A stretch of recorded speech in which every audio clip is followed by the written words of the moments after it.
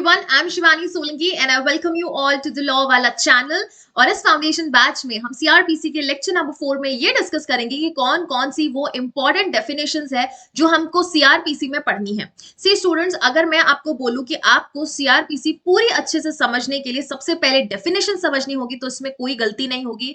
Reason being कि जब तक हमको ये नहीं पता कि कंप्लेन क्या है, एफआईआर क्या है, bailable, non bailable, cognizable, non cognizable, compoundable, non compoundable, victim, prosecution क्या है या फिर मेट्रोपॉलिटन एरियाज क्या है, जब तक ये चीजें हमें पता नहीं होगी हम उसकी इन डेप्थ या फिर कंफ्यूजिंग ट्रायल को एक्चुअली नहीं समझ पाएंगे। So it is very necessary that हम बेसिक्स को बहुत अच्छे से पढ़ें। अगर नींव आपकी अच्छी है तो उस नींव पर कोई भी बिल्डिंग खड़ी की जा सकती है। सो ऑलवेज रिमेंबर, चाहे आप कोई भी एक्ट पढ़ रहे हैं, चाहे आप कोई भी स्पेशल लॉ पढ़ रहे हैं या आप लोकल लॉ पढ़ रहे हैं, डेफिनेशंस पे अच्छे से फोकस करना। डेफिनेशंस पे अच्छे से फोकस करने के दो रीजंस हैं। पहला है कि प्रिलिमिनरी में डायरेक्ट क्वेश्चन आता है, आपके पास यहाँ पे सेक्शन हेडिंग या सेक्शन नंबर से बेस्ड क्वेश्चन आ सकता है। और दूसरा पॉइंट, सीधा इंटरव्यू में आपसे पूछा जाता है। आपसे सीधा पूछ सकते हैं आईपीसी से, हु इज अ जज, who is a magistrate, what is a cognizable offence, non cognizable offence. अब बहुत सारे आपको वेबसाइट्स पर, बहुत सारे बुक्स में इनका मीनिंग पता चल जाएगा,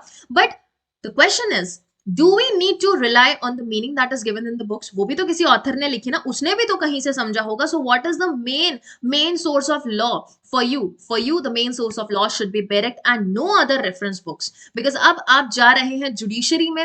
अगर आप ग्रेजुएशन कर रहे हैं, लॉ अभी परस्यू कर रहे हैं कॉलेज में, तो डेफिनेटली आपके लिए रेफरेंस बुक्स इंपॉर्टेंट रह जाती है, because there you need to write interpretation segment in your semester. But when you are going into judiciary, उस वक्त आपको किसी और बुक को साइट नहीं करना है, ना ही अपने लिटिगेशन के दौरान आप कोई बुक ले जाके जज साहब के सामने प्रस्तुत करेंगे। Only in case if it holds judicial precedent, है ना, सुपीरियर कोर्ट का कोई जुडिशियल प्रेसिडेंट है, then it may be binding. But in case when you are going for judiciary, direct ही आपकी भगवत गीता होनी चाहिए, या मैं कहूं कोई भी रिलीजियस आपकी बुक हो सकती है जो कि आप बेरेक्ट को नाम दे सकते हैं, बिकॉज बेरेक्ट से बढ़ के आप सबके लिए कुछ नहीं है। That is the complete binding way और बाइंडिंग सोर्स जहां से आप खुद अपना इंटरप्रिटेशन निकाल सकते हैं। सो आज पढ़ने वाले हैं कि क्या क्या डेफिनेशंस है और उन डेफिनेशंस के साथ कौन कौन से चैप्टर्स हैं जो हमें ध्यान रखना है जब हम पढ़ते हुए जा रहे हैं। बिकॉज अगर आपके पास मान लीजिए कंप्लेन वर्ड दे रखा है, तो हम वहां पे कंप्लेन टू मैजिस्ट्रेट्स का चैप्टर बिल्कुल लिखने वाले हैं। अगर हम बात करें समन ट्रायल, वारंट ट्रायल, तो वहां पे समन ट्रायल और warrant trial by the magistrate और by the court of session का भी चैप्टर नंबर हमें वहां लिखते जाना है। अगर हम मेट्रोपॉलिटन एरिया की बात कर रहे हैं तो हमें मेट्रोपॉलिटन एरिया का सेक्शन नंबर 8 जरूर लिखना चाहिए। प्रोसिक्यूशन की बात कर रहे हैं, पब्लिक प्रोसिक्यूटर की बात कर रहे हैं, तो वहां पे सेक्शन नंबर 8 भी लिखना चाहिए। सॉरी, 24, 25 and 25A भी लिखना चाहिए। So these all segments we are going to deal in today's segment. This session is going to be the very important one and very basic session of the whole foundation batch of CRPC. So without getting distracted by any source in your life, let's focus on the session and let's begin with the session. आज हम sections में जो सबसे पहले cover करेंगे, that is your definition point. 2A से लेके 2Y तक कंप्लीट करना है हमें। बहुत सारी डेफिनेशंस है, क्या कोई अमेंडमेंट है और वो वर्ड अगर आ रहा है तो कौन से चैप्टर के साथ आपको पढ़ना चाहिए, वो चीजें मैं साथ साथ में बताते जाऊंगी। टैबुलर फॉर्म में सब कुछ है, आपको अपने नोट्स में डेफिनेशन को भी टैबुलर फॉर्म में ही बनाना चाहिए। ओके, फिर कुछ मेजर डिफरेंसेस हैं, that is bailable and non bailable का डिफरेंस, फिर आएगा कॉग्निजेबल एंड नॉन कॉग्निजेबल का difference, compoundable and non compoundable, FIR and complain, and finally जज एंड मैजिस्ट्रेट। क्योंकि ये वो बेसिक डिफरेंस हैं जो कि आपको मेंस में पूछा जा सकता है, सेमेस्टर एग्जाम्स में पूछा जा सकता है, एज वेल एज इंटरव्यू पे यहां से क्वेश्चंस आते ही आते हैं। Clear point. सबसे पहले देखो, जो मैं कह रही हूं डेफिनेशन, कई बार आपको किसी एक्ट में वर्ड इंटरप्रिटेशन दिख सकता है, वर्ड इंटरप्रिटेशन दिख सकता है, so that is not a problem. जब हम इंटरप्रिटेशन ऑफ स्टैट्यूट्स पढ़ेंगे तो हम वहां पढ़ेंगे डेफिनेशन कितने टाइप की होती है। कोई एग्जॉस्टिव डेफिनेशन होती है, कोई नॉन एग्जॉस्टिव डेफिनेशन होती है। एग्जॉस्टिव डेफिनेशन मतलब अपने आप में वो डेफिनेशन खत्म है, that is sufficient. If you see the word means written, it means it is an exhaustive definition. If you see the word includes written, word includes और means and includes, अगर ये दो word आपको कहीं दिखते हैं, it means it is non exhaustive, मतलब sufficient नहीं है, इसमें और चीजें include की जा सकती है, so that becomes your non exhaustive definition. अब यहां अगर हम definition देखेंगे कहाँ पे, हमारे सीआरपीसी में ऐसे कुछ डेफिनेशंस मिलने वाले हैं जिससे कि हमें आईपीसी के साथ पढ़ने चाहिए। जैसे कि ऑफेंस की डेफिनेशन हम देखेंगे। सो पहले हम डेफिनेशन की डेफिनेशन के पॉइंट पे हम उसी वे में जाने वाले हैं जो वे हमारे बैरेक में दे रखा है, that is a two Y चलने वाले हैं हम। हालांकि ये सारी डेफिनेशंस जैसे जैसे जो जो सब्जेक्ट हम पढ़ते जाएंगे या चैप्टर पढ़ते जाएंगे उसे रिकॉल करते जाएंगे। सो फर्स्ट डेफिनेशन 2A में दे रखा है that what is a bailable offence. ध्यान रखना अच्छे से कि 2A में बेलेबल भी डिफाइन कर दिया और नॉन बेलेबल भी डिफाइन कर दिया, but that is not the case in cognizable case. Cognizable offence 2C में डिफाइन किया, लेकिन 2L में इन्होंने डिफाइन किया है कि नॉन कॉग्निजेबल क्या होता है। ये अच्छे से ध्यान रखना। एक और तरीके का डिफरेंस हम पढ़ने वाले, compoundable and non compoundable offences. Compoundable offences को डेफिनेशन क्लॉज में डिफाइन नहीं किया गया है। 320 में इसके टाइप्स बता रखे हैं हमको, सेक्शन 320 ऑफ सीआरपीसी में टाइप्स बताया है कि कंपाउंडेबल ऑफेंस कैसे कोई ऑफेंस कंपाउंड होगा, उसका नेचर क्या होगा, उसका इफेक्ट क्या होगा, कौन कौन से ऑफेंसेस को हम कंपाउंड कर सकते हैं, कब सिर्फ विक्टिम की कंसेंट से हम ऑफेंस को कंपाउंड कर सकते हैं, कब हमें विक्टिम के साथ साथ कोर्ट के कंसेंट की या परमिशन की भी जरूरत पड़ती है। क्लियर है ये पॉइंट? चलिए, बेलेबल ऑफेंस का मतलब सिंपल है, जहां पे आपको बेल मिल सकती है। बेलेबल ऑफेंस का मतलब या तो आपके फर्स्ट शेड्यूल में आपको वो सारे ऑफेंसेस जिन्हें की बेलेबल बोल रखा है वो सब बेलेबल के ऑफेंस में आएंगे, या कोई भी अदर लॉ जो कि किसी ऑफेंस को बेलेबल बताए। पॉक्सो में, बीवी एक्ट में, एनडीपीएस में, करप्शन एक्ट में हो गया, ऐसे कोई भी ऑफेंसेस हैं जिनको उन स्पेशल लॉज में या लोकल लॉज में बेलेबल बोला गया है तो वो बेलेबल होगा। और स्केड्यूल 1, यू रिमेंबर हमने इंपॉर्टेंट बेसिक्स में पढ़ा था कि there are two schedules under CrPC. First schedule deals with your classification of offences, जो बताता है कि offence bailable, non bailable, cognizable, non cognizable होगा। And Schedule 7 deals with the forms of warrant, arrest, charge, attachment. Clear है ये point? So, bailable की definition में उन्होंने बोला means an offense which is shown bailable in your first schedule or which is made bailable in any other law for time being in force. तो कोई भी other law में अगर किसी ऑफेंस को बेलेबल बोला गया तो वो बेलेबल होगा। नॉन बेलेबल में इन्होंने बोला any other offence, means other offence other than bailable offence, वो सब क्या हो जाते हैं? Non bailable. बेलेबल ऑफेंस है मतलब बेल मिलना आपका राइट है, bail is a matter of right. लेकिन नॉन बेलेबल है मतलब ये कोर्ट का डिस्क्रिशन है, कोर्ट चाहे तो आपको बेल के लिए मना भी कर सकता है। Clear? Next coming to 2B जो कहता है चार्ज क्या होता है। अब हमें पता है चार्ज का मतलब आरोप होता है, आरोप लगेगा। और चार्ज लगाता कौन है? कोर्ट चार्ज लगाता है। जैसे 302 का लगा दिया, 310 का लगा दिया, 376 का चार्ज लगा दिया। और चार्ज हमेशा कौन सा होता है?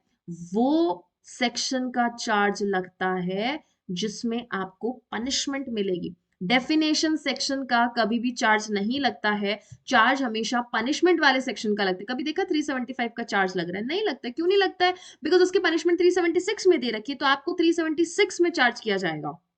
अगर बात करें सेक्शन 300 में आपको चार्ज नहीं किया जाता है, आपको पनिशमेंट 302 में मिलती है, तो चार्ज किसका क्रिएट होता है? 302 का चार्ज क्रिएट होता है। ओके, अब वर्ड चार्ज का मतलब इन्होंने बोला है इंक्लूड्स, मतलब non exhaustive definition, any head of charge when the charge contains more than one head. इन्होंने बोला है चार्ज का मतलब होता है हेड ऑफ द चार्ज, मुखिया है चार्ज का, जब एक से ज्यादा चार्ज है। मतलब कि क्या? अगर किसी पर्सन ने ऑफेंस किया है आपका 323 का ऑफेंस कर दिया, 326 का भी ऑफेंस कर दिया, और साथ ही साथ 302 का भी ऑफेंस कर दिया, तो we know that there are many charges. Head of the charge किसको माना जाएगा? 302 को मान लेंगे। 302 को जिसमें ग्रेटर पनिशमेंट दी जाती है जनरली उसको हेड ऑफ द चार्ज माना जाता है। तो बेसिकली ये बोला जाएगा कि उसको मर्डर के लिए ट्राई किया जा रहा है, हालांकि 323 एंड 326 की भी उसको वहां पे पनिशमेंट मिलेगी और मिल सकती है। Clear? So head of the charge मतलब जैसे घर में होते ना बहुत सारे लोग हैं लेकिन मुखिया हेड तो एक ही रहेगा। So head of the family means when there are more than one member in the family, तो बहुत सारे लोग हैं तो उनको रिप्रेजेंट करने के लिए एक जैसे पर्टिकुलर पर्सन होता है, हेड होना चाहिए, वैसे ही मोर देन वन हेड्स हैं तो उन सबको रिप्रेजेंट करने के लिए एक हेड होना चाहिए। So charge means the head of charge when there are more than one heads, more heads than one. Okay, cognizable offence 2C। Cognizable offence का मतलब है वो offence where police officer in accordance with the first schedule may arrest without warrant. Without warrant यहां arrest हो सकती है police को, magistrate के पास जाके वारंट लाने की जरूरत नहीं है। लेकिन उसके साथ हम पढ़ेंगे नॉन कॉग्निजिबल ऑफेंस, जो कि 2L में डिफाइंड है, विच सेज कि अगर नॉन कॉग्निजिबल ऑफेंस किसी पर्सन ने किया है तो यहाँ पे मजिस्ट्रेट से वारंट लाना पड़ेगा पुलिस ऑफिसर को। That means no arrest can be conducted और can be done without the warrant from the magistrate in the case of non cognizable offence. Clear? Moving on to complaint. देखो, दो चीजें पढ़ते हैं हम क्रिमिनल लॉ में कि एफआईआर फाइल कर दी, बट एफआईआर कहीं पर भी डिफाइंड नहीं होती है। FIR is what? It is your first information report, first information report, जो कि सीआरपीसी में डिफाइंड नहीं है। आम भाषा में एफआईआर को ये बोला जाता है कि पहली दफा जिसने इंफॉर्मेशन जाके पुलिस ऑफिसर को दी है, that becomes your first information report. हालांकि फर्स्ट इंफॉर्मेशन रिपोर्ट डिफाइन नहीं है, बट फर्स्ट इंफॉर्मेशन रिपोर्ट को लॉन्च करने का तरीका 154 में दे रखा है। डिफरेंस पढ़ेंगे तो हम एफआईआर और कंप्लेन का डिफरेंस पढ़ेंगे। ओके, एफआईआर कहाँ होती है? हमेशा पुलिस थाने में होती है, पुलिस स्टेशन में होती है। कंप्लेन कहाँ होती है? पुलिस स्टेशन में भी हो सकती है और मजिस्ट्रेट के पास भी हो सकती है। और कंप्लेन, देखो कंप्लेन की डेफिनेशन कहाँ दी है? 2D में दी है। अब इन्होंने बोला है means any allegation made orally और इन राइटिंग, तो कंप्लेन ओरली भी हो सकती है और रिटन भी हो सकती है, टू द मजिस्ट्रेट। किसको दिया? मजिस्ट्रेट को दिया। क्यों दिया? With the view of is taking action under this code, ताकि मजिस्ट्रेट सीआरपीसी के अंडर कोई एक्शन ले सके। किसके against? That some person whether known और unknown has committed an offence but does not include a police report. देखो, आप complaint known या अननोन पर्सन के अगेंस्ट फाइल कर सकते हो। आपको पता ही नहीं है कि आपका बैग किसने चोरी किया, चेन किसने चुराई, you do not know the accused, लेकिन आपको पता है कि आपको मारा पीटा किसने, आपने शक्ल देखी, आप नाम जानते हो, उसका पड़ोसी है, रिश्तेदार है। तो नोन और अननोन दोनों के अगेंस्ट कंप्लेन फाइल की जा सकती है। लेकिन कंप्लेन किसको होती है? मजिस्ट्रेट को होती है, जो ओरल में हो सकती है या फिर रिटन फॉर्मेट में हो सकती है। और मैंने शायद ये बोला था कंप्लेन पुलिस को भी हो सकती है। कंप्लेन पुलिस को नहीं, कंप्लेन सिर्फ और सिर्फ मजिस्ट्रेट को होती है। पुलिस को क्या होती है? एफआईआर होती है। एफआईआर सिर्फ और सिर्फ कॉग्निजिबल मैटर में होगी, लेकिन complaint cognizable as well as non cognizable दोनों मैटर्स में हो सकती है। ओके, अब इन्होंने बोला है कंप्लेन का मतलब पुलिस रिपोर्ट नहीं है। अब पुलिस रिपोर्ट का मतलब क्या होता है? पुलिस रिपोर्ट आपको मिलेगी यहां पर, this is your police report 2R। Police report का मतलब होता है चार्जशीट। तो कभी भी पुलिस अगर पुलिस रिपोर्ट सबमिट कर रही है तो वो चार्जशीट होती है, कंप्लेंट नहीं होती है। अब एक्सप्लेनेशन में इन्होंने ये बोला है that a report made by a police officer in a case which discloses that after investigation the commission of non-cognizable offense shall be deemed to be a complaint, and the the police officer by whom such report is made shall be deemed to be a complainant। इन्होंने क्या बोला है कि जब कोई police officer ऐसी report बना रहे हैं और उनको इन्वेस्टिगेशन के दौरान पता चला कि जिस मैटर में वो इन्वेस्टिगेट कर रहे थे वो तो नॉन कॉग्निजिबल ऑफेंस था, वो तो नॉन कॉग्निजिबल ऑफेंस था, तो उस मैटर में क्या हो जाएगा? वो नॉन कॉग्निजिबल ऑफेंस से रिलेटेड जो एफआईआर आई है वो कंप्लेंट बन जाएगी, and police officer for the purpose of that investigation क्या बन जाएंगे? कंप्लेनेंट बन जाएंगे। क्या बन जाएंगे? कंप्लेनेंट बन जाएंगे। तो एक्सप्लेनेशन जरूर ध्यान रखना। कई बार हम जाते हैं पुलिस के पास, एफआईआर फाइल करते हैं कि इस फलाने पर्सन ने हमारे अगेंस्ट ऐसा कोई ऑफेंस कर दिया, और पुलिस ये सोच लेता है कि ये कॉग्निजिबल ऑफेंस और इन्वेस्टिगेशन शुरू कर देता है। इन्वेस्टिगेशन के बाद पता चलता है नहीं नहीं, ये तो कॉग्निजिबल ऑफेंस था ही नहीं, ये तो नॉन कॉग्निजिबल ऑफेंस हुआ है। तो उस केस में उस एफआईआर को कंप्लेन मान लिया जाएगा एंड पुलिस ऑफिसर वहां पे कंप्लेनेंट बन जाता है। मतलब now this complaint has to be forwarded to magistrate. Okay, clear है? क्योंकि जब भी कंप्लेंट आती है तो पुलिस ऑफिसर डायरेक्टली इन्वेस्टिगेशन नहीं करती, क्योंकि कंप्लेंट तो आपने मजिस्ट्रेट को दी ना, पुलिस को सपना आएगा, पुलिस ऑफिसर पुलिस स्टेशन में बैठा है, उसको क्या सपना आएगा कि आपने ऐसी कोई कंप्लेंट मजिस्ट्रेट के पास दे दी और वो इन्वेस्टिगेशन शुरू कर देगा? नो, आपने जाके मजिस्ट्रेट के पास कंप्लेन दिया है, magistrate is going to authorise the police की ये मैटर में हमारे पास कंप्लेन आई है, go and do the investigation. Understood the process? FIR सीधा पुलिस के पास जाती है। तो पुलिस के पास आपने एफआईआर लॉन्च कराया, पुलिस इन्वेस्टिगेशन करना शुरू कर देगा। लेकिन जब हम बात करते हैं कंप्लेंट की, तो कंप्लेंट किसके पास फाइल होती है? मजिस्ट्रेट के पास फाइल होती है। और क्या यहाँ पे पुलिस सीधा इन्वेस्टिगेशन स्टार्ट कर देगा? Answer is no. तब तक इन्वेस्टिगेशन नहीं स्टार्ट कर देंगे जब तक मजिस्ट्रेट ऑथराइज ना कर दे। जब तक मजिस्ट्रेट ऑथराइज ना कर दे तब तक कंप्लेंट के मामले में आप इन्वेस्टिगेशन नहीं कर सकते हैं। एफआईआर कौन से मैटर से होती है? हमेशा कॉग्निजेबल मैटर में होती है। कंप्लेंट दोनों मैटर्स में हो सकती है, cognizable as well as non cognizable matters. ध्यान रखना, एफआईआर कहां होती है? सेक्शन नंबर 154 ऑफ सीआरपीसी में होती है। कंप्लेंट कहां होती है मजिस्ट्रेट को? सेक्शन नंबर 200 में हम कंप्लेन करते हैं, है ना। सेक्शन नंबर 200, 202, 203 ये सब कुछ पढ़ेंगे, जहां डिसमिसल हो रहा है, कैसे मजिस्ट्रेट जो है एग्जामिनेशन कर रहा है किसी कंप्लेनेंट का। Is this point clear? Okay, next point. High court का मतलब क्या होता है? 2E says that high court means, अगर हम बात करें इन रिलेशन टू स्टेट, अगर हाई कोर्ट ऑफ स्टेट की बात करें तो स्टेट का हाई कोर्ट, उस स्टेट का हाई कोर्ट। लेकिन अगर हम यूनियन टेरिटरी के हाई कोर्ट की बात करें, in relation to the union territory to which the jurisdiction of the high court of the state has been extended, then the high court। अगर आप ऐसी यूनियन टेरिटरी की बात कर रहे हैं जिस पर कि किसी स्टेट के हाई कोर्ट का jurisdiction extend होता है, तो वो पर्टिकुलर हाई कोर्ट होने वाला है। Clear? In relation to any other union territory, और कोई दूसरी यूनियन टेरिटरी है, then the highest court of criminal appeal for that territory other than the supreme court of India. अगर ऐसा कोई यूनियन टेरिटरी है जिसके ऊपर किसी भी स्टेट के हाई कोर्ट को हमने ज्यूरिसडिक्शन नहीं दी, क्योंकि यूनियन टेरिटरी छोटी सी यूनियन टेरिटरी होती है, तो जनरली कोई भी आसपास का अगर स्टेट है तो हम उसकी जो कह सकते हैं कि ज्यूरिसडिक्शन है वो उस पर्टिकुलर यूनियन टेरिटरी पे एक्सटेंड कर देते हैं। क्लियर? लेकिन ऐसा कोई यूनियन टेरिटरी हो सकता है जहां पर कि ऐसे किसी भी स्टेट के हाई कोर्ट का एक्सटेंशन, ज्यूरिसडिक्शन का एक्सटेंशन नहीं किया गया, तो उस केस में क्या? उस केस में क्रिमिनल कोर्ट्स में highest court of appeal other than supreme court जो भी होगा, वो वहां पे उस पर्टिकुलर यूनियन टेरिटरी के लिए क्या करने वाला है? अपना ज्यूरिसडिक्शन एक्सरसाइज करेगा। ई में से आपको सवाल बहुत कम पूछा जा सकता है, एफ में पूछा जा सकता है that what is India. India means the territory to which this code applies. वो पूरी टेरिटरी जहां पे सीआरपीसी अप्लाई होता है वो इंडिया हो जाएगा for the purpose of CrPC. Inquiry, inquiry हम ऑलरेडी पढ़ चुके थे। Inquiry means judicial proceeding. Inquiry conduct कौन करता है? मैजिस्ट्रेट कंडक्ट करता है। क्यों कंडक्ट करता है? सुनो अच्छे से। Means any inquiry other than trial conducted by the magistrate और कोर्ट। मैजिस्ट्रेट भी कर सकता है और कोर्ट भी कर सकता है, लेकिन कभी भी इंक्वायरी पुलिस नहीं करेगी। क्लियर? अब देखो इंक्वायरी होती कब है? इंक्वायरी हमेशा इन्वेस्टिगेशन के बाद होती है। और इंक्वायरी होती क्यों है?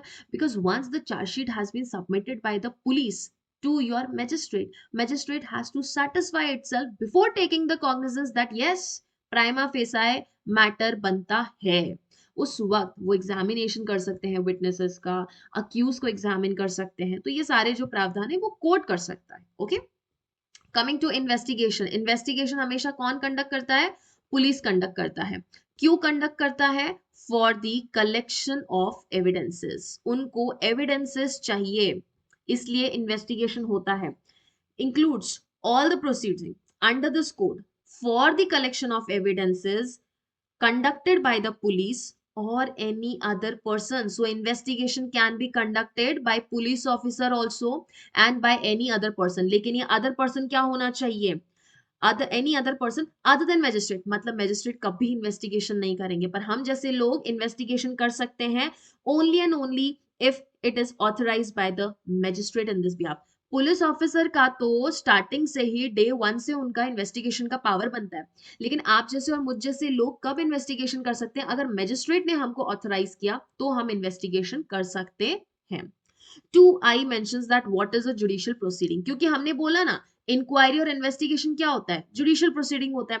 तो 2I ने बोला includes any proceeding in course of which evidence is or may be legally taken on oath। मतलब जुडिशियल प्रोसीडिंग वो स्टेज है जहां पर आप ओथ पर एविडेंसेस लेते हो। अब लॉजिक लगाओ, इंक्वायरी और ट्रायल के दौरान हम एविडेंसेस ले सकते हैं क्योंकि वो कोर्ट का काम है। कोर्ट में जाती है, कुछ भी तो एविडेंस लेना नहीं लेना कोर्ट की मर्जी है, बट आप एज अ एविडेंस उसको रेकमेंड जरूर कर सकते हो, क्लियर। लेकिन इन्वेस्टिगेशन के दौरान जब पुलिस चप्पा चप्पा छान मार रही है तो क्या वहां पे कोई एविडेंस ओथ पे लेते? नहीं लेते। This is the reason investigation is not a judicial proceeding but inquiry as well as trial is set to be the judicial proceeding, clear. अब लोकल ज्यूरिसडिक्शन क्या होता है? जुरिस्डिक्शन सेक्शन नंबर 177 टू 189 में हम पढ़ने वाले हैं कि कौन कौन सी एरिया में अगर कोई ऑफेंस हुआ है तो कौन से कोर्ट का जुरिस्डिक्शन वहां बैठता है। लोकल जुरिस्डिक्शन डिफाइंड है under 2J which says in relation to a court और मजिस्ट्रेट। अगर कोर्ट या मजिस्ट्रेट की बात करें तो यहाँ पे local area within which such court और जुरिस्डिक्शन में एक्सरसाइज और मजिस्ट्रेट में एक्सरसाइज ऑल और any of its powers under this code. Court और मजिस्ट्रेट के कॉन्टेक्स्ट में वो पूरा एरिया जहां पर इस कोड में दिए गए पावर्स को कोर्ट या मजिस्ट्रेट क्या कर सकता है, कोर्ट या मजिस्ट्रेट अपनी पावर एक्सरसाइज कर सकता है, उसको हम कहेंगे local jurisdiction. And such local area में comprise of whole of the state, पूरा स्टेट भी हो सकता है, स्टेट का कोई पार्ट हो सकता है जो कि गवर्नमेंट में नोटिफाई। अब कौन से मजिस्ट्रेट या कौन से जज के पास अपने एरिया में कहां तक ज्यूरिसडिक्शन एक्सरसाइज करने का पावर है, ये कौन नोटिफाई करेगा? स्टेट गवर्नमेंट नोटिफाई करेगा। सो आपका territory is defined by your state government. जैसे कि हमें पता है जब हम पार्लियामेंट के पावर्स की बात करते हैं, कॉन्स्टिट्यूशन की बात करते हैं, टेरिटरीज की बात करते हैं, तो टेरिटरीज एक्सटेंड करना, नेम चेंज करना, बॉर्डर चेंज करना, कोई न्यू स्टेट बनाना किसका पावर है? पार्लियामेंट का पावर है। वैसे के वैसे याद रखना है कि स्टेट गवर्नमेंट के पास पावर है कि वो मैजिस्ट्रेट या जजेस के जो टेरिटोरियल ज्यूरिसडिक्शन है उनका पावर एक्सरसाइज करने का जो पावर है अंडर सीआरपीसी वो कम ज्यादा किया जा सकता है स्टेट गवर्नमेंट द्वारा। एरिया कम ज्यादा किया जा सकता है, पावर को कम ज्यादा नहीं किया जा सकता। Okay, clear. 2K defines what is a metropolitan area.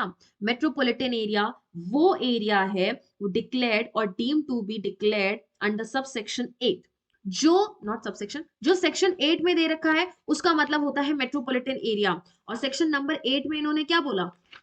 Section number 8 में इन्होंने काफी सारी चीजें दे रखी है। सेक्शन नंबर 8 कहता है दैट स्टेट गवर्नमेंट ये डिक्लेयर कर सकता है any area in the state comprising a city और town whose population exceeds 1 million. 1 million से ज्यादा अगर कहीं की पॉपुलेशन है तो हम उसे मेट्रोपॉलिटन एरिया कहते हैं। 1 million means what? 1 million means 10 lakh. 10 lakh लोग से ज्यादा अगर किसी एरिया में है then that will be considered to be a metropolitan area. Subsection 2 states that as from the commencement of this code each of the presidency town, कौन से presidency town थे? Bombay, Calcutta, Madras and city of Ahmedabad shall be deemed to be a metropolitan area। तो हमको पता है कि हमेशा बोलते हैं ना मेट्रो सिटीज, मेट्रो सिटीज। अब मेट्रो सिटी का ये मतलब नहीं है जहाँ पे मेट्रो चलती है ना। हमारे दिमाग में हमेशा से यही होता था कि जहाँ पे मेट्रो चलती है वो मेट्रो सिटी हो गया।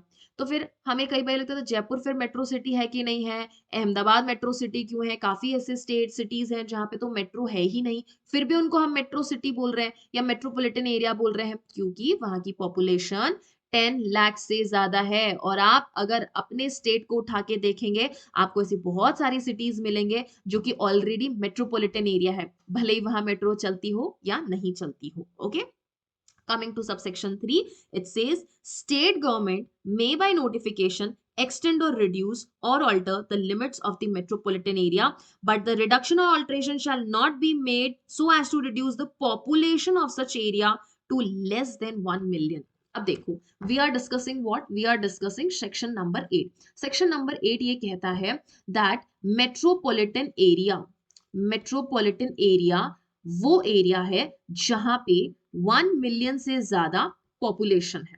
क्लियर, ये हो गया हमारा सबसेक्शन 1। सबसेक्शन 2 में हमने क्या पढ़ा? बॉम्बे, मद्रास, कैलकाटा, अहमदाबाद, इनको हमने मेट्रोपॉलिटन एरिया घोषित कर दिया था जब ये कोड एनफोर्समेंट में आया। Subsection 3 says that state government को हमने पावर दी है, what can it do? It can either alter और either reduce, they have said by notification extend, reduce और ऑल्टर। तो एक्सटेंड भी कर सकते हैं। What can they extend? The limits of metropolitan area. एक मेट्रोपॉलिटन एरिया का लिमिट्स को चेंज कर सकते हैं, कम कर सकते हैं या बढ़ा सकते हैं, लेकिन किस पर्पस के लिए नहीं करेंगे? कि 1 मिलियन से ज्यादा पॉपुलेशन कम हो जाए तो।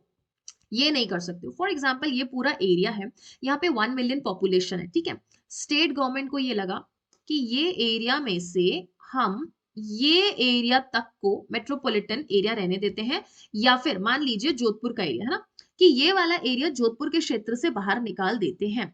लेकिन जब ये एरिया आप जोधपुर के एरिया से बाहर निकाल रहे हो, मतलब क्या कर रहे हो, रिड्यूस कर रहे हो किसी मेट्रोपॉलिटन एरिया का, आप लिमिट रिड्यूस कर रहे हो, कम कर रहे हो उसको। तो ये इसलिए नहीं होना चाहिए ताकि जोधपुर के इस सीमा की जो पॉपुलेशन है वो 1 मिलियन से कम हो जाए। मान लो अभी भी अगर इस एरिया की पॉपुलेशन 1.2 मिलियन है तो ये चलेगा, दिस कैन बी डन। लेकिन कोई भी स्टेट गवर्नमेंट जो ऑलरेडी एग्जिस्टिंग मेट्रोपॉलिटन एरिया है, उसकी पॉपुलेशन कम करने के लिए या ज्यादा करने के लिए एरिया को बढ़ाएगा या कम नहीं करेगा। No alteration or reduction shall not be made to reduce the population of such area to less than 1 million। तो मतलब एक बार 1 मिलियन हो चुका है, उसके बाद आप चेंजेस इसलिए नहीं करोगे कि 1 मिलियन से पॉपुलेशन कम हो जाए।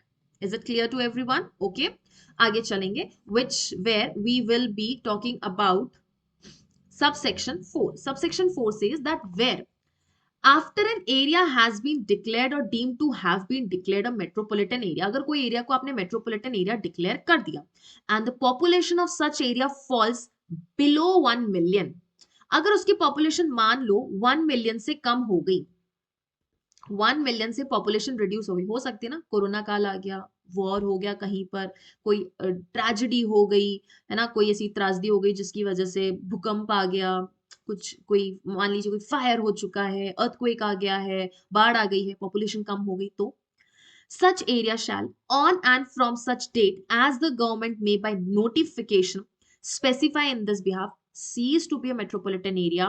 तो जिस दिन आपकी स्टेट गवर्नमेंट नोटिफाई करेगी उस दिन से वो area cease to be metropolitan area हो जाएगा। मतलब जिस दिन स्टेट गवर्नमेंट ने नोटिफाई कर दिया, डेट बता दी, उस दिन से वो पर्टिकुलर एरिया अब मेट्रोपॉलिटन एरिया नहीं रहेगा। ओके, बट आगे क्या बोला है इन्होंने, but notwithstanding such seizure, any inquiry, trial or appeal pending immediately before such seizure, before any court or magistrate in such area shall continue to be dealt under this code as if seizure has not taken place। कहने का मतलब ये है कि मान लीजिए example देती हूँ, 2015 में ये particular area was set to be a metropolitan area.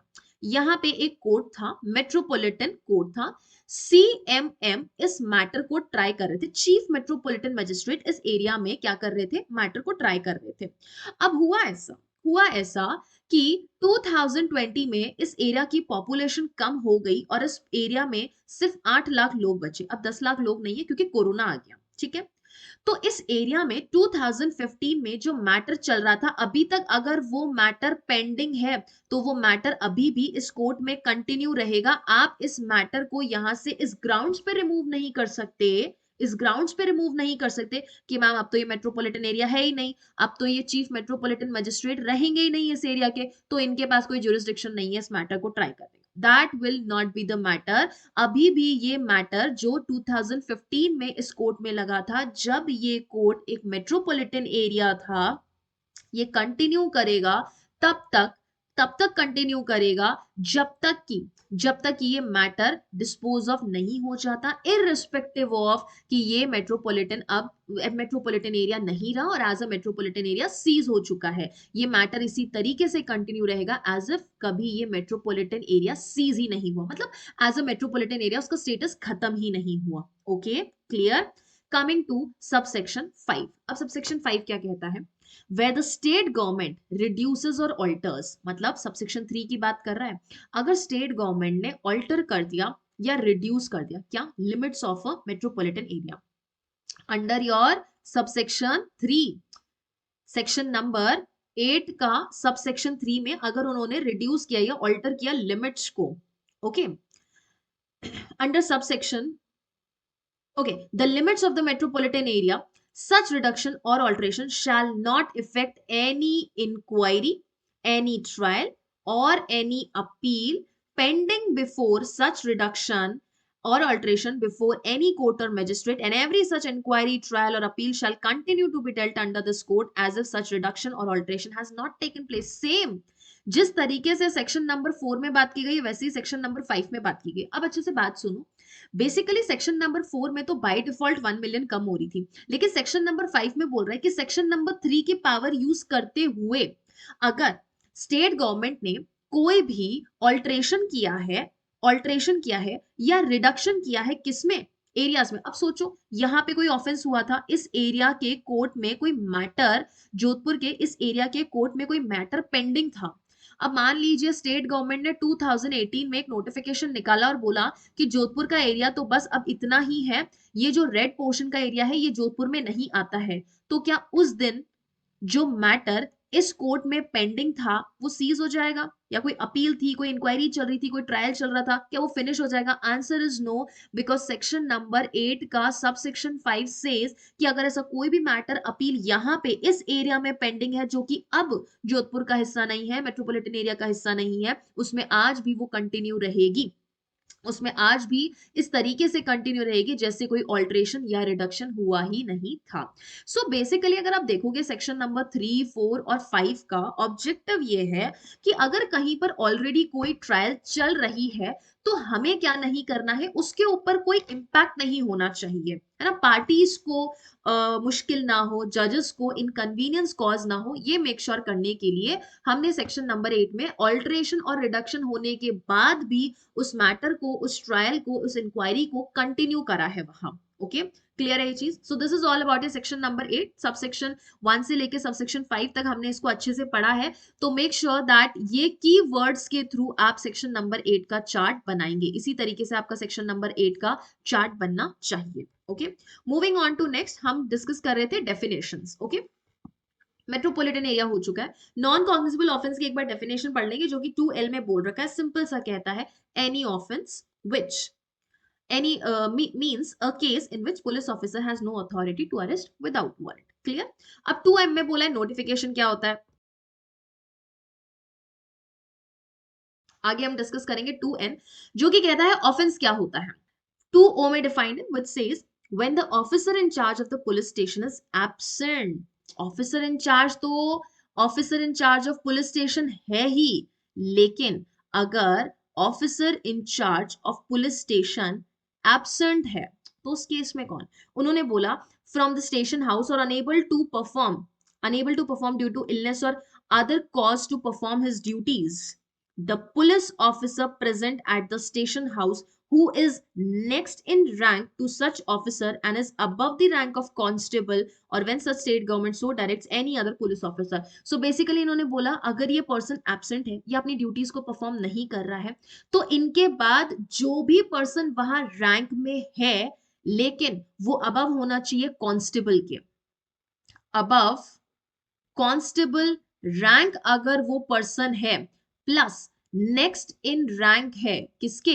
उस ऑफिसर इंचार्ज के जो कि अभी पुलिस स्टेशन में मौजूद नहीं है, या फिर एनी अदर पुलिस ऑफिसर जिसे कि स्टेट गवर्नमेंट डायरेक्ट करे, वो क्या हो सकता है? उस पुलिस स्टेशन का ऑफिसर इंचार्ज हो सकता है। 2B में बोला व्हाट इज अ प्लेस, ध्यान रखना प्लेस से क्वेश्चंस आते हैं। Place means any house, building, tent, vehicle और वेसल, ये सब किसकी डेफिनेशन में आते हैं? प्लेस की डेफिनेशन में आते हैं। बिल्डिंग हो गया, टेंट हो गया, वेसल हो गया या व्हीकल हो गया, ये सब प्लेस की कैटेगरी में आएंगे। 2Q says who is a pleader। अब we know that there is a difference between the word advocate, barrister, वकील, pleader। प्लीडर को देखोगे तो pleader is any person who can plead before the court but not necessary that he is an advocate या not necessary कि वो state bar council पे enrolled है। If we are enrolled on state bar council, हम लोग क्या है? हम लोग एडवोकेट्स है, we are not lawyers. Lawyers is the person who holds the law degree, तो हम लोग लॉयर्स भी हैं, एडवोकेट्स भी है, since we are registered on state bar council. जैसे मैं राजस्थान स्टेट बार काउंसिल पे रजिस्टर्ड हूं तो मैं कौन हुई? एडवोकेट हुई। बट नॉट नेसेसरी कि अगर कोई पर्सन प्लीड कर रहा है तो वो हमेशा एडवोकेट हो या लॉयर ही हो। Any person can plead his case. अगर किसी पर्सन को कोर्ट परमिशन देता है कि आप अपना मैटर प्लीड कर सकते हैं तो वो प्लीडर की कैटेगरी में आएगा। देखो आगे क्या लिखा है 2Q, when used with reference to any proceeding, अगर प्रोसीडिंग के मामले में वर्ड प्लीडर को यूज किया जा रहा है in court means person authorized by or under any law for time being enforced to practice in such course. तो कोई भी ऐसा पर्सन जिसको कि ऑथराइज किया गया है, जो कि लॉ उसको ऑथराइज करता है कि उस पर्टिकुलर कोर्ट में वो प्रैक्टिस कर सकता है, and includes any other person appointed with the permission of the court to act in such proceeding. या तो उस कोर्ट को बाय लॉ ऑथराइजेशन मिला है या कोर्ट ने उसको परमिशन दिया है to plead in that court. कहीं पर भी दिखा वर्ड कि वो एडवोकेट है या पब्लिक प्रोसिक्यूटर है या अपॉइंटमेंट है? नहीं. क्यों नहीं दिखा है? बिकॉज कोई भी पर्सन अपना केस प्लीड कर सकता है. हम कई बार मूवीज में देखते हैं ना कि पर्सन खुद आता है अपना मैटर प्लीड करने के लिए. So it is allowed provided या तो लॉ उसको अलाउ करे या फिर कोर्ट की परमिशन के थ्रू वो अपना मैटर प्लीड करे. 2R पे चलेंगे which says that what is a police report. Police report क्या होता है? पुलिस रिपोर्ट हम ऑलरेडी डिस्कस कर चुके हैं कि चार्जशीट होता है. अब देखो, जब हमने कल के सेशन में बोलूं आपके सेशन नंबर 2 में जब हम डिस्कस किया था, लेक्चर नंबर 2 में हमने ये बोला कि पुलिस एक बार जब इन्वेस्टिगेशन कर लेता है और कोई पर्सन की अरेस्ट हुई है या नहीं हुआ है, लेकिन जब वो इन्वेस्टिगेशन कर लेते हैं उनको एक चार्जशीट सबमिट करनी होती है. क्या सबमिट करनी होती है? पुलिस रिपोर्ट, जिसे हम चार्जशीट कहते हैं, या चालान पेश करना होता है. अब ये पुलिस रिपोर्ट में they are going to let the magistrate know if they are sufficient grounds to proceed, तो वो चार्जशीट सबमिट करेंगे. लेकिन अगर सफिशिएंट एविडेंसेस नहीं मिले हैं किसी भी ऑफेंस होने के लिए, then they are going to produce a closure report to the magistrate asking the magistrate to shut down the matter. Clear है ये चीज? सो पुलिस रिपोर्ट इन्होंने बोला है any report forwarded by the police officer to the magistrate under subsection 2 of section 173 में chargesheet या चालान पेश किया जाता है. पुलिस स्टेशन क्या हो गया? पुलिस स्टेशन देखो अच्छे से सुनो, मींस एनी पोस्ट और प्लेस. पोस्ट मतलब चौकी, तो पुलिस स्टेशन में पोस्ट भी आता है, चौकी भी आ सकती है, या ऐसी कोई बिल्डिंग, प्रॉपर पुलिस थाना भी आ सकता है. डिक्लेयर्ड जनरली और स्पेशली बाय स्टेट गवर्नमेंट. तो कोई प्लेस को, किसी चौकी को या किसी प्लेस को पुलिस स्टेशन डिक्लेयर करने का पावर किसके पास है? स्टेट गवर्नमेंट के पास. And includes any local area specified by the state government in this behalf. तो स्टेट गवर्नमेंट किसी चौकी को या किसी प्लेस को पुलिस स्टेशन घोषित कर सकती है. कई बार तो देखो स्टेट गवर्नमेंट खुद से खर्चा करके पुलिस स्टेशन बना लेती है, लेकिन मान लो कहीं पर पुलिस स्टेशन नहीं है, तो वो लोग क्या करते हैं? हमने देखा है चौकी जनरली किराए पे ले लेते हैं, या कोई घर है, कोई बड़ी सी शॉप, ऐसा कुछ बिल्डिंग है, तो उसको पुलिस स्टेशन बना देते हैं. क्लियर? 2T क्या बोलता है? इट सेज प्रिस्क्राइब्ड का मीनिंग क्या है? प्रिस्क्राइब्ड मींस एनी रूल्स और prescribe by the rules made under this code. हमेशा जब भी वर्ड दिखे आपको प्रिस्क्राइब्ड, प्रिस्क्राइब्ड का मतलब वो रूल्स की बात कर रहे हैं. हर एक कोड और एक्ट के साथ कुछ रूल्स बने होते हैं. ये जनरली रूल्स क्या होता है? कुछ प्रोसीजर देते हैं आपको, एडिशनल रेगुलेशंस के लिए आपको कुछ प्रोसीजर देते हैं. ओके, कमिंग टू जैसे जनरल क्रिमिनल रूल्स है एंड जनरल सिविल रूल्स है, तो वो सारे प्रिस्क्राइब की कैटेगरी में आते हैं. तो वो अगर वर्ड दिखता है आपको प्रिस्क्राइब, मतलब वो बात कर रहा है जनरल क्रिमिनल रूल्स की. Okay, next is public prosecutor. Public prosecutor वो है जो कि सेक्शन नंबर 25 में मेंशन्ड है, सॉरी 24, और इसके साथ साथ 25 भी पढ़ना चाहिए, क्योंकि 25 आपके असिस्टेंट पब्लिक प्रोसिक्यूटर्स की बात करते हैं. 25A भी पढ़ना चाहिए जो डायरेक्टोरेट ऑफ प्रोसिक्यूशन की बात करता है, जो कि हम आने वाले सेशंस में पढ़ने वाले हैं. 2U में बोला means any person appointed under your section number 24 and includes any person acting under the direction of the public prosecutor. मतलब इन्होंने बोला ऐसा पर्सन जो 24 में तो अपॉइंटेड है ही, प्लस जो कि पब्लिक प्रोसिक्यूटर के डायरेक्शन में अगर कोई वर्क कर रहा है तो उसको भी हम पब्लिक प्रोसिक्यूटर मानने वाले हैं. अगर पब्लिक प्रोसिक्यूटर ने उसको डायरेक्शन दिया है किसी भी पर्सन को, he will be said to be a public prosecutor. 2V में बोला what is a sub division? Means a sub division of a district.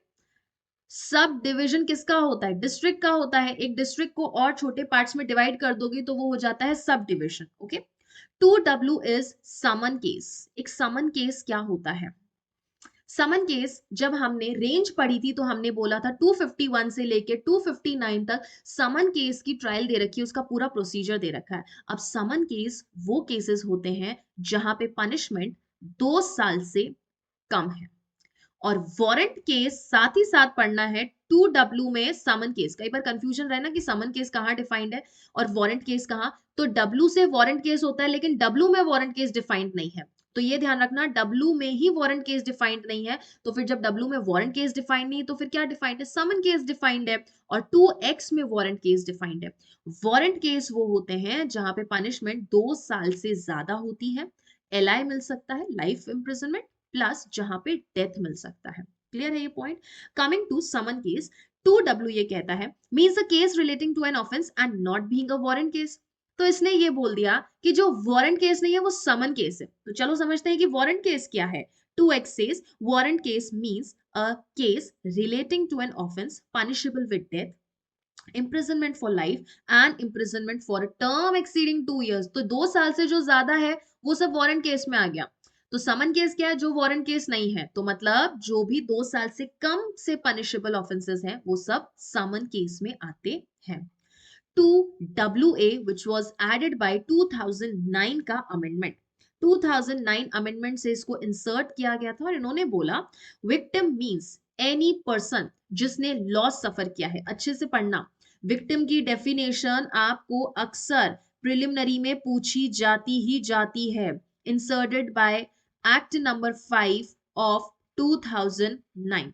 इन्होंने बोला विक्टिम का मतलब है कोई भी पर्सन हो सकता है, कोई भी पर्सन हो सकता है जिसने क्या सफर किया है, जिससे कोई लॉस हुआ है, जिसको कोई इंजरी हुई है, caused by the reason of the act or omission for which the accused person has been charged। ऐसा एक्ट या ओमिशन जिसके लिए हमने उस पर्सन को चार्ज किया, मतलब ऑफेंस की वजह से कोई लॉस या इंजरी हुई है। एज वेल एज इसमें इंक्लूडेड क्या है, एनी पर्सन में, एनी पर्सन में बोला है उसके गार्डियंस, उसके गार्डियंस इंक्लूड होंगे और उसके लीगल हेयर्स भी इंक्लूड होते हैं। ये दो वर्ड्स ध्यान रखना, प्रिलिमिनरी अक्सर सवाल पूछा जाता है that victim includes what, victim includes guardian as well as their legal heirs. ये पॉइंट अच्छे से ध्यान रखना है। Okay, and last definition is words and expression जो कि सीआरपीसी में यूज किए गए हैं लेकिन डिफाइन नहीं किए गए हैं। देन इन दैट केस अगर आईपीसी में डिफाइंड है तो हम उनका मतलब वही समझेंगे जो कि आईपीसी में दे रखा है। 2y को पढ़ेंगे, words and expression used herein, used herein का मतलब है जो कि सीआरपीसी में यूज हुए हैं बट नॉट डिफाइंड, बट यहां पे डिफाइंड नहीं है but defined under IPC, have the meaning respectively assigned to them in that code। उसका वही मतलब होगा जो कि उस कोड में, मतलब आईपीसी में जो डिफाइन कर रखा है, जो आईपीसी में मीनिंग दे रखा है, वही मीनिंग उन सारे वर्ड्स का होगा जो कि सीआरपीसी में यूज हुए हैं but not defined under CrPC. लेकिन डिफाइंड कहां है, डिफाइंड आईपीसी में है। क्लियर है? जैसे आईपीसी में रॉन्गफुल लॉस, रॉन्गफुल गेन्स, आपके जजेस की डेफिनेशन हो गई है, तो यहाँ पे डिफाइंड नहीं है, लेकिन जजेस को वर्ड को सीआरपीसी में बहुत यूज किया है तो हम आईपीसी में जाके उसकी डेफिनेशन समझ सकते हैं। Is it clear to everyone? तो यहाँ पे हमने फिनिश किया है बेसिकली बेसिकली डेफिनेशन क्लॉजेस का सेगमेंट, बेसिकली डेफिनेशन क्लॉजेस का सेगमेंट हमने यहाँ खत्म किया है। अब हम डील करने वाले हैं कुछ इंपॉर्टेंट डेफिनेशन से। इंपॉर्टेंट डेफिनेशंस को भी आज ही हम इसी सेशन में फिनिश कर लेंगे, जहां पे सबसे पहले हमारे पास डेफिनेशन आती है बेलेबल एंड नॉन बेलेबल। अब हमको पता है कि बेलेबल और नॉन बेलेबल हम पढ़ चुके हैं। अब बेलेबल और नॉन बेलेबल कहाँ पढ़ा था हमने, बेलेबल और नॉन बेलेबल हम बहुत स्टार्टिंग में पढ़ चुके हैं। I hope the screen is clearly visible to you all. Okay, bailable और नॉन बेलेबल का डेफिनेशन हम 2A में ऑलरेडी पढ़ चुके हैं, लेकिन कई बार एग्जाम्स में आपको डेफिनेशन पूछा जा सकता है। तो फर्स्ट डिफरेंशिएशन आपको करना है उसके डेफिनेशन के बेसिस पे। तो बेलेबल ऑफेंस कहाँ है, सॉरी प्रोविजन के ग्राउंड्स पे 2A में, नॉन बेलेबल भी 2A में है, लेकिन बेलेबल का मतलब है वो ऑफेंसेस जो कि बेलेबल बताए गए हैं फर्स्ट शेड्यूल में या फिर कोई भी अदर लॉ में जिनको हमने बेलेबल बताया है। Means bailable in the first schedule और which is made bailable in any other law for time being in force in India. Non bailable का मतलब क्या हो गया, एनी अदर ऑफेंसेस, मतलब other than bailable offence, all the offences are non bailable.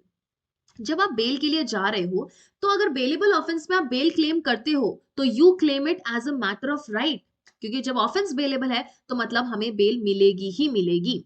लेकिन non bailable offence it depends upon the discretion of the court, it is not the matter of the right. अगर हम crime के intensity की बात करें तो bailable offence generally क्या होता है, लेस हीनियस और लेस सीरियस इन नेचर होता है। जनरली वो आपके इतना ज्यादा एग्रीवेटेड फॉर्म ऑफ ऑफेंस को बेलेबल नहीं बनाया जाता है। छोटा मोटा ऑफेंस है, पेटी ऑफेंस है, उसको जनरली बेलेबल ऑफेंस बनाया जाता है। लेकिन non bailable offence generally serious and heinous होते हैं। जैसे मर्डर हो गया, रेप हो गया, किडनैपिंग हो गया, इन सबको, थेफ्ट हो गया, इन सबको क्या माना जाता है, नॉन बेलेबल ऑफेंस माना जाता है। इसीलिए इजीली बेल नहीं मिलती। अगर आपको बेलेबल ऑफेंस की बेल लेनी है, कहां जाएंगे, section 436 of CrPC. Non bailable offence के लिए बेल कहां मिलती है, 437। और 438 में क्या मिलता है, 438 में एंटीसिपेटरी बेल मिलती है। और एंटीसिपेटरी बेल कौन से मैटर्स में मिलती है, जो कि नॉन बेलेबल इन नेचर है। ओके, कभी भी एंटीसिपेटरी बेल आपको बेलेबल ऑफेंस में लेने की जरूरत ही नहीं है, क्योंकि जैसे ही आपकी अरेस्ट होगी, आप कोर्ट के पास जाएंगे, आपको ऑटोमेटिकली बेल मिल जाएगी। लेकिन एंटीसिपेटरी बेल, अग्रिम जमानत, वहां ली जाती है जहां आपको पता है कि अरेस्ट हो जाओगे और आपको बेल नहीं मिलेगी। और बेल कहां नहीं मिलती, नॉन बेलेबल ऑफेंस में। क्लियर।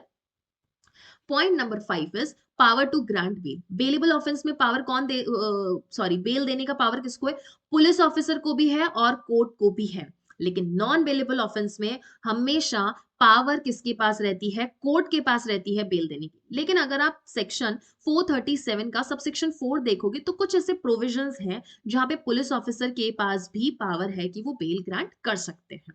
एग्जाम्पल्स की अगर बात करें तो बेलेबल ऑफेंस में किडनैपिंग हो गया, स्टॉकिंग हो गया, डिसऑनेस्ट मिसअप्रोप्रिएशन हो गया, चीटिंग हो गया। लेकिन नॉन बेलेबल ऑफेंस की अगर बात करेंगे, criminal breach of trust, murder, rape, culpable homicide as well as theft. अब बहुत ही लैंडमार्क जजमेंट है एक बेलेबल ऑफेंस से रिलेटेड, जो कि है रसिक लाल वर्सेस किशोर खान चंद वधवानी, जहां पे सुप्रीम कोर्ट ने ये बोला है कि बेलेबल ऑफेंस में बेल लेना is an absolute right and indefeasible right, कि वो ऐसा राइट है जिसको आप डिस्पेंस ऑफ कर ही नहीं सकते हैं। अगर कोई मजिस्ट्रेट के सामने पर्सन आया है, उसको बेल चाहिए, तो मजिस्ट्रेट को यहां उसे बेल देनी ही देनी पड़ेगी। Clear. So in case if you are practising and in case bailable offence में मजिस्ट्रेट रिफ्यूज कर दे बेल देने के लिए, तो मजिस्ट्रेट साहब को ये रसिक लाल का केस जरूर याद दिला देना और बोलना that bail is a matter of right of an accused in case of any bailable offence and you can not refuse to give bail to the accused. Mansab Ali versus Irsan 2003 में सुप्रीम कोर्ट ने बोला है कि अगर नॉन बेलेबल ऑफेंस का matter आपके सामने आता है तो आपको बहुत ज्यादा कॉशन बरतना पड़ेगा, आपको बहुत ज्यादा कह सकते हैं कि ड्यू केयर और डिलिजेंस अपनानी पड़ेगी जब आप नॉन बेलेबल ऑफेंस में किसी पर्सन को बेल दे रहे हैं।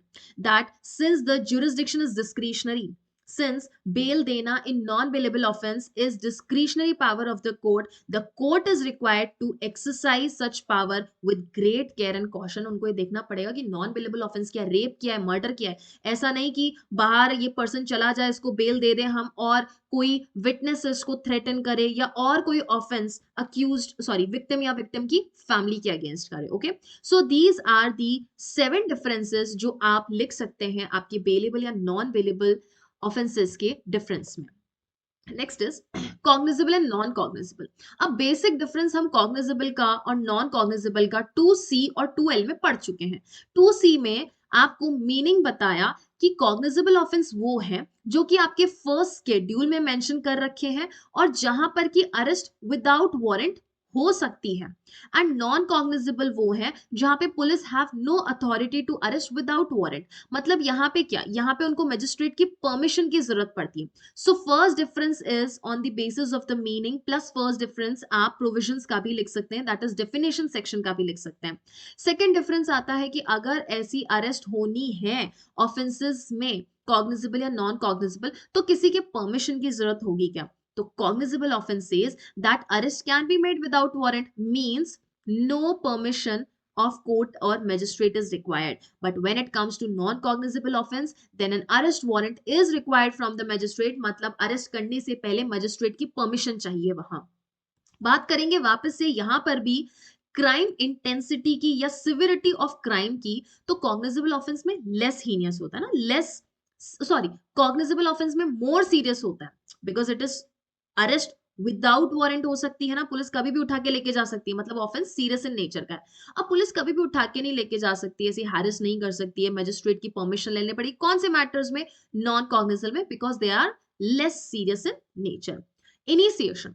अब कॉग्निजेबल ऑफेंस अगर मेरे अगेंस्ट हुआ तो यहाँ पे मैं इंफॉर्मेशन किसको दूंगी या इंफॉर्मेशन देगा कौन?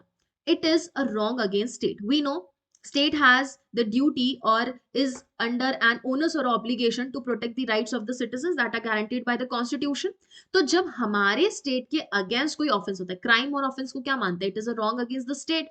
तो जब भी ऐसा कोई कॉग्निजेबल ऑफेंस होता है, it is said that it is an offence against the state. इसलिए प्रोसिक्यूशन हमेशा स्टेट के नाम पे होता है, मतलब गवर्नमेंट वहां पे केस फाइल करती है.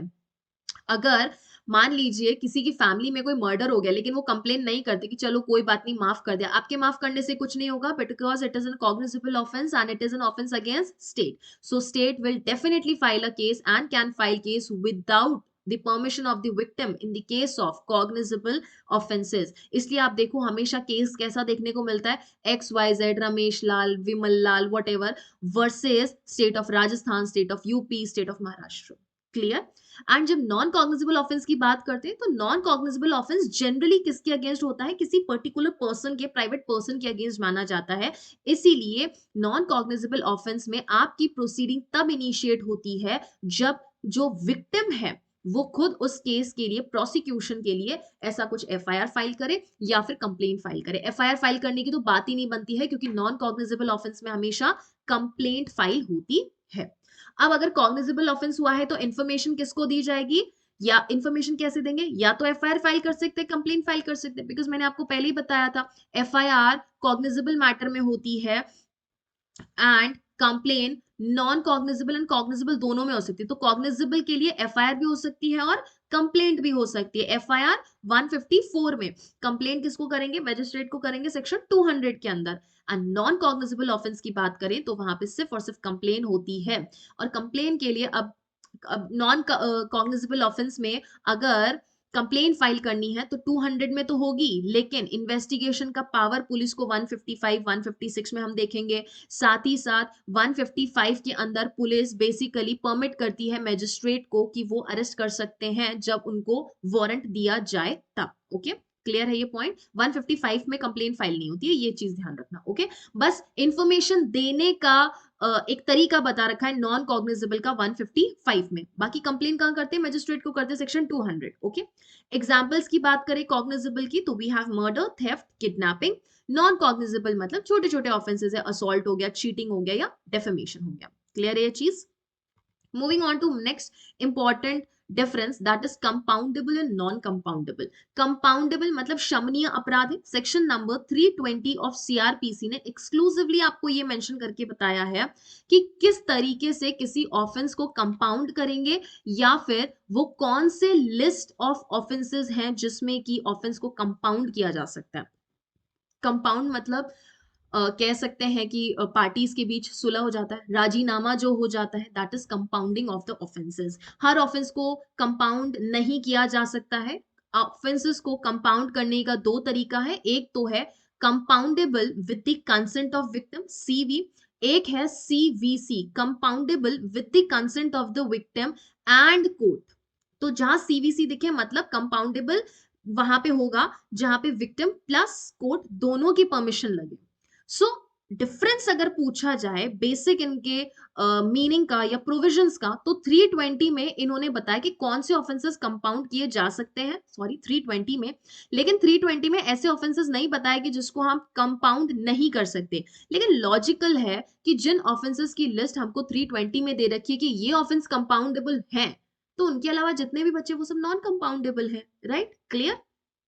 नेचर ऑफ क्राइम कैसा होता है? कंपाउंडेबल जहां पे क्षमा याचना की जा सकती है या फिर जहां राजीनामा हो सकता है, तो वो ज्यादा सीरियस नेचर के नहीं होते, they are less serious in nature. लेकिन नॉन कंपाउंडेबल रेप, मर्डर, ये कैसे होते हैं? Serious in nature.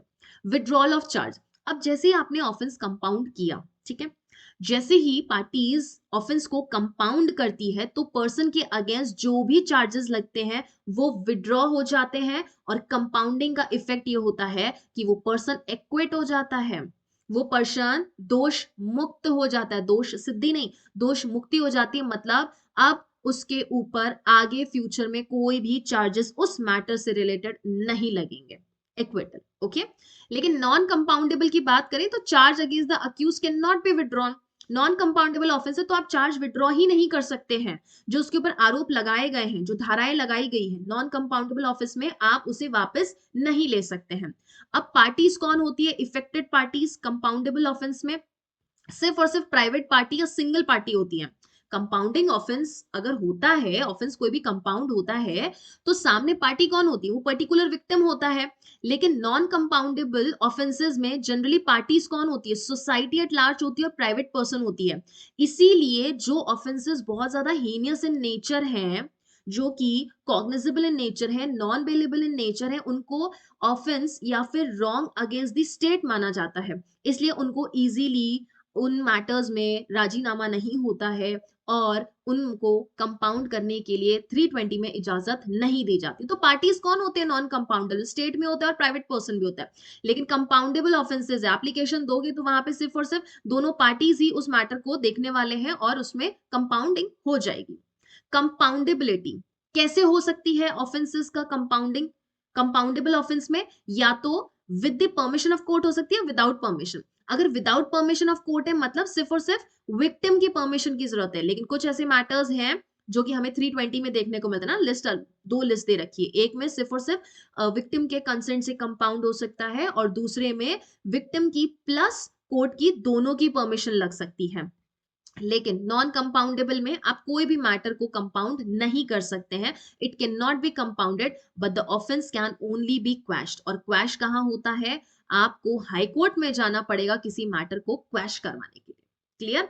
Filing of the case, तो यहाँ पे कंपाउंडेबल ऑफेंसेस में केस फाइल कौन करता है? प्राइवेट पर्सन, क्योंकि जनरली ये कैसा इन नेचर होता है? नॉन कॉग्निजेबल इन नेचर होता है, बेलेबल इन नेचर होता है। लेकिन नॉन कंपाउंडिंग में केस कौन फाइल करता है? स्टेट फाइल करता है, because it is serious in nature. Okay, example अगर देखें कंपाउंडेबल ऑफेंस का तो थेफ्ट है, ग्रीवियस हर्ट है, डेफेमेशन, ट्रेसपास है। लेकिन नॉन कंपाउंडिंग में मर्डर है, रेप है, किडनैपिंग है। Okay, moving on to another difference, which is the difference between FIR as well as complaint. अब complaint तो हमें 2D में डिफाइन करके दे दिया, complaint तो हमें 2D में डिफाइन करके दे दिया, लेकिन क्या नहीं डिफाइंड है? हमारे पास FIR नहीं डिफाइंड है। तो अब इसको कैसे समझना रहा? अब FIR के लिए कुछ ऐसे प्रोविजंस हैं जिनको देख के हम समझ सकते हैं कि FIR में वो प्रोविजंस अप्लाई होंगे या नहीं होंगे, या कहां कहां पे उस first information report that is 154 का कहां कहां जिक्र कर रखा है पूरे सीआरपीसी में। तो डेफिनेशन के बेसिस पे देखें तो FIR is not defined but it is an information given to the police first in the point of time relating to a cognizable offence. फिर से याद रखना, FIR हमेशा कॉग्निजेबल मैटर में होती है। कंप्लेन कॉग्निजेबल और नॉन कॉग्निजेबल दोनों मैटर्स में हो सकता है।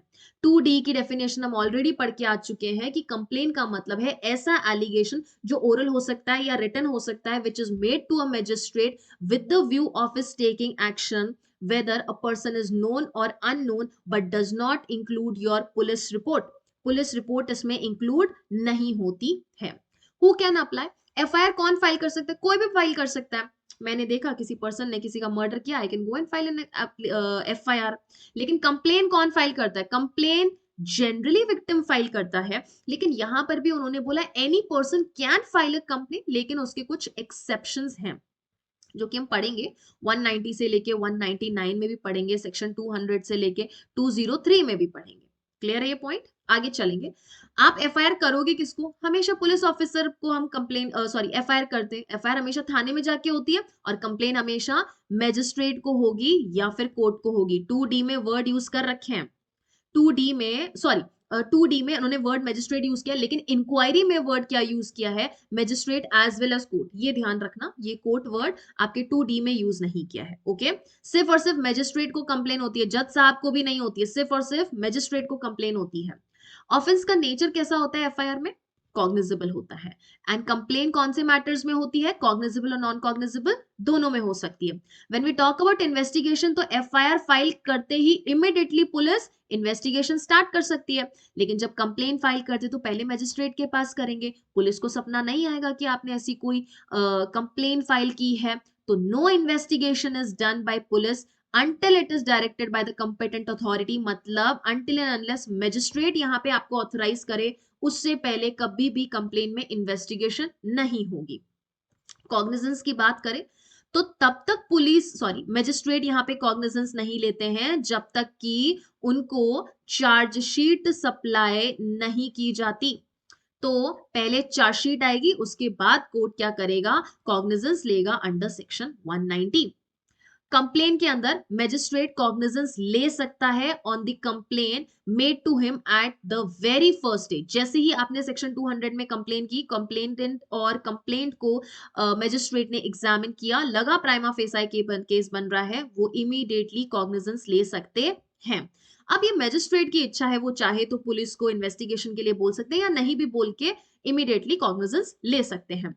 एफआईआर का फॉर्मेट देखेंगे तो ऐसा कोई फिक्स्ड फॉर्मेट तो नहीं है, लेकिन 154 में 154 को अगर देखोगे तो वहां बोला है क्या क्या चीजें उसमें मेंशन होनी चाहिए, साइन कौन करेगा, सील कौन करेगा, रेड ओवर करना है, कहाँ उसको फाइल करना है, कहाँ उसको रिकॉर्ड करना है, किस किस की प्रेजेंस की जरूरत है, कुछ पर्टिकुलर केसेस है, एक्सेप्शनल केसेस, अगर फीमेल है या अगर कोई ऐसी पर्टिकुलर एज का पर्सन है, चाइल्ड है, तो एफआईआर कहाँ रिकॉर्ड होगी। Okay, so there is a prescribed format but under your section number 154. okay, complaint की बात करें तो there is no prescribed format of filing a complaint. अगर मैं कोई रिटर्न कंप्लेन देना चाहती हूँ, शिकायत देना चाहती हूँ, कोई फिक्स फॉर्मेट नहीं, I can write it down और सिंपल नाम, सिग्नेचर, फोन नंबर, एड्रेस डाला, that is it, that is a sufficient complain. लेकिन एफआईआर के लिए जनरली जो तरीका है वो आपकी स्टेट गवर्नमेंट जरूर आपको बता देती है। ओके, जनरली आप सारे स्टेट्स में देखोगे एफआईआर फाइल करने का तरीका लगभग सबका सेम है। Okay, and the last difference for today's segment is the difference between a judge and a magistrate. Judge and a magistrate. आप क्या बनेंगे, आप जुडिशियल मैजिस्ट्रेट फर्स्ट क्लास बनेंगे या सिविल जज बनेंगे। ओके, अब सुनो अच्छे से कि इनमें डिफरेंस क्या है। अब डेफिनेशन देखें तो section number 19 of IPC defines जज and section number 3 sub section 23 of general clauses act defines कि एक मैजिस्ट्रेट क्या होता है, एक मैजिस्ट्रेट क्या होता है। ठीक है, मैं आपको मैजिस्ट्रेट की डेफिनेशन यहीं से बता दूंगी, तो हम मैजिस्ट्रेट की डेफिनेशन यहीं से लिख लेंगे। अब सेक्शन नंबर 19 को देखोगे तो वहां पे उन्होंने आपको सेक्शन नंबर 19 में कुछ टाइप्स ऑफ जजेस के बारे में बताया। ऐसा नहीं है कि सिर्फ वो एक पर्टिकुलर पर्सन जज है जिसके बारे में आपको यहां पे मेंशन करके दे दिया, आपको वो पर्सन भी जज की कैटेगरी में आता है जिसको कि लॉ ने ऑथराइज किया है कि वो पावर्स जो सीआरपीसी में दे रखे हैं उनको एक्सरसाइज कर सकता है। So section number 19 says that जज is not only every person who is designated as जज। जज सिर्फ वो पर्सन नहीं है जिसको कि आपने जज बनाया है या जज के फॉर्म में वो डेजिग्नेटेड है, लेकिन it also includes every person who is empowered by law to give किसी भी लीगल प्रोसीडिंग में he can give either civil or criminal or a definite judgment। हर वो पर्सन इसमें जज की कैटेगरी में आएगा जो सिविल या क्रिमिनल प्रोसीडिंग में अगर जजमेंट देने के लिए लॉ के द्वारा एम्पावर्ड है, he will be called as judge, but who is a magistrate। अब 3 sub section 23 sorry it is 32, it is 32, सारे स्टूडेंट्स ध्यान देंगे, इट इज 32।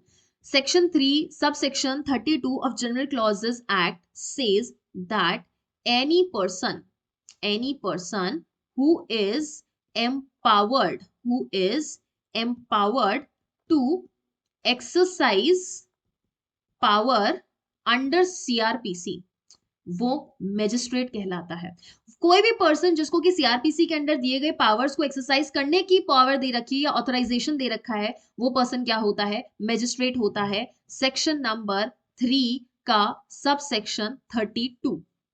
अपॉइंटमेंट कौन करता है जजेस की, जनरली हाई कोर्ट करता है, मैजिस्ट्रेट्स की भी हाई कोर्ट ही करता है, लेकिन अब डिपेंड्स कि वो मैजिस्ट्रेट कौन सा है, एग्जीक्यूटिव मैजिस्ट्रेट या जुडिशियल मैजिस्ट्रेट। अगर जुडिशियल मैजिस्ट्रेट है तो उनकी appointment generally state public service commission कर सकता है या गवर्नर कर सकता है with the consultation of the high court. लेकिन एग्जीक्यूटिव मैजिस्ट्रेट की हमेशा नियुक्ति कौन करता है, it is your state government. So depends which type of magistrate it is, because magistrate कैसे हो सकते हैं, दो तरीके के, एग्जीक्यूटिव मैजिस्ट्रेट और जुडिशियल मैजिस्ट्रेट।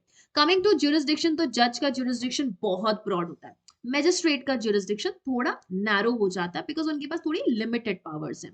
प्रोविजंस अगर देखें तो जज की हमें सेक्शन नंबर 9 देखने को मिलेगा, 10 देखने को मिलेगा। हाई कोर्ट जजेस के लिए अलग होता है, सुप्रीम कोर्ट जजेस के लिए अलग होता है। सेक्शन नंबर 9 और 10 में हमें कौन से जजेस दे रखे हैं? सेशन कोर्ट के जजेस। तो जब भी आप कोर्ट ऑफ सेशन की बात करो, असिस्टेंट सेशन जज की बात करो, एडिशनल सेशन जज की बात करो, हम उसमें हमेशा वर्ड जज यूज करते हैं, मैजिस्ट्रेट कभी यूज नहीं करते, क्योंकि मैजिस्ट्रेट उनकी निचली श्रेणी में आ जाते हैं। ओके वो लोअर जुडिशरी में जो भी होते हैं उन्हें मैजिस्ट्रेट्स कहते हैं। अपर जुडिशरी में जो भी होते हैं वो court of session, high court और सुप्रीम कोर्ट की कैटेगरी में आते हैं, और उस अपर केस या अपर लेवल जुडिशरी में जो भी होते हैं उन्हें हम जजेस कहते हैं। ओके मैजिस्ट्रेट की बात करेंगे तो जुडिशियल मैजिस्ट्रेट्स की बात हो गई, एग्जीक्यूटिव मैजिस्ट्रेट्स की बात हो गई है, मेट्रोपॉलिटन मैजिस्ट्रेट्स की बात हो गई है, special metropolitan, special judicial magistrate, वो सब आपके मैजिस्ट्रेट की कैटेगरी में आएंगे। पावर्स अगर देखें हम जजेस की तो मैक्सिमम क्या है? Death punishment. Supreme court, high court death punishment दे सकता है, कोर्ट ऑफ सेशन भी डेथ पनिशमेंट दे सकता है, प्रोवाइडेड कि उनको कंफर्मेशन करना पड़ेगा। किससे कंफर्मेशन करेंगे? हाई कोर्ट से कंफर्म करेंगे।